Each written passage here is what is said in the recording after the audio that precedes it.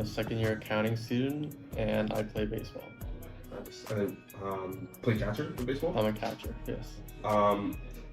Was there, like, when you were a kid, was there, like, did you want to be a catcher as a kid?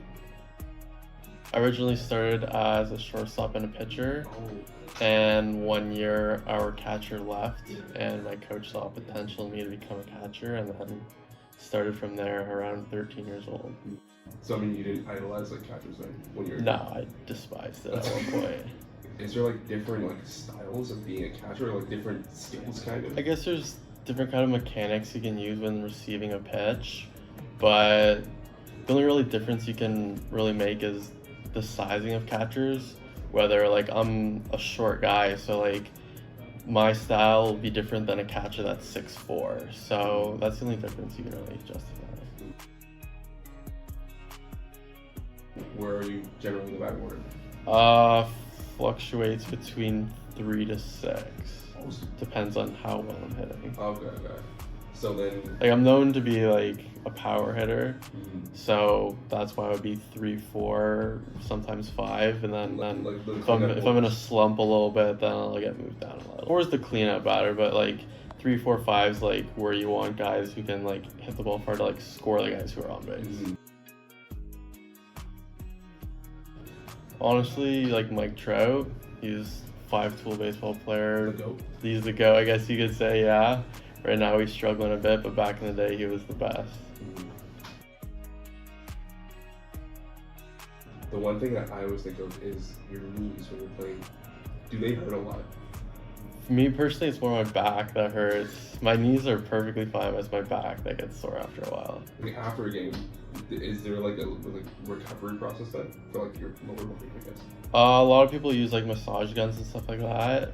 For me, I don't really find a massage gun good for the back. I would just take a nice cold shower or something. Have you done like that ice bath? I have before, yes. It's enjoyable. Really? Yeah, What the hell? I've it's done. like a competition almost, you know, try and beat your record of how long you can stay in there. Do you feel like it feels a bit better to win as a team then? Because I think that like you enjoy it, but also everyone else around you enjoys it too.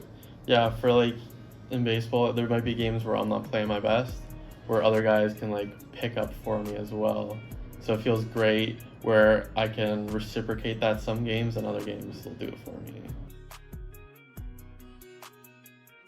As you're playing a game, whatever sport it is, you're gonna go through like a certain set of emotions. Like Yeah. if you're winning, you're gonna feel on top of the world. If Yeah. you're losing, you're gonna feel a bit more down.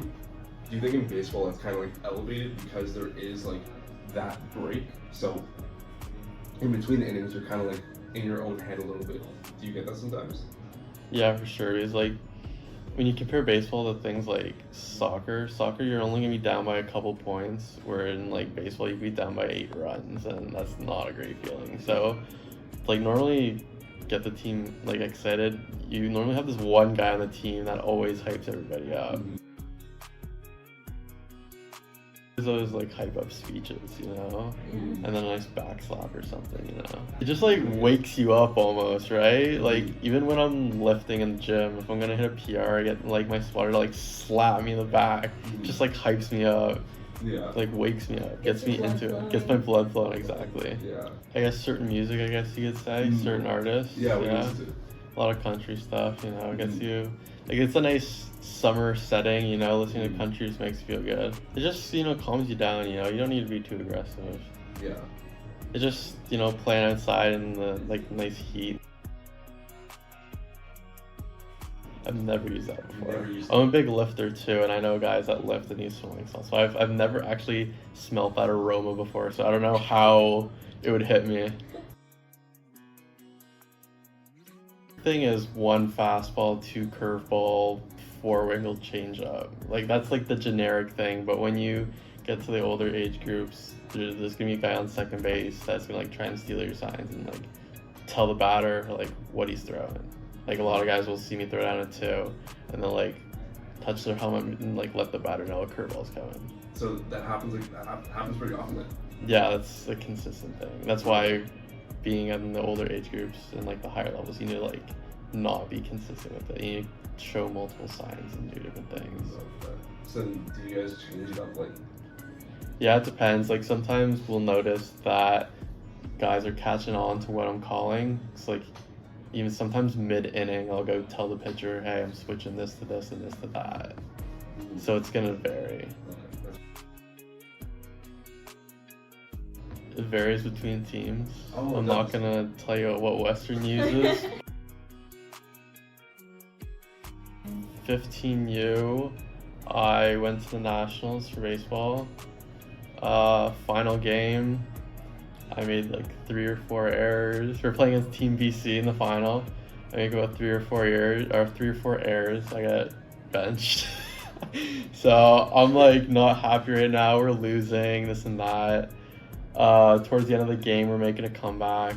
Bases are loaded, and I get subbed back into bat. And I'm thinking, if I screw this up, it's all my fault why we lost. But then, you know, I came through and we won the Nationals. So I felt like that's like my biggest moment playing baseball.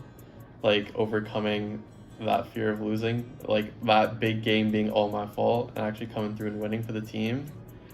And yeah, I guess a lesson I learned from that, it's like it's not over till it's over. Yeah.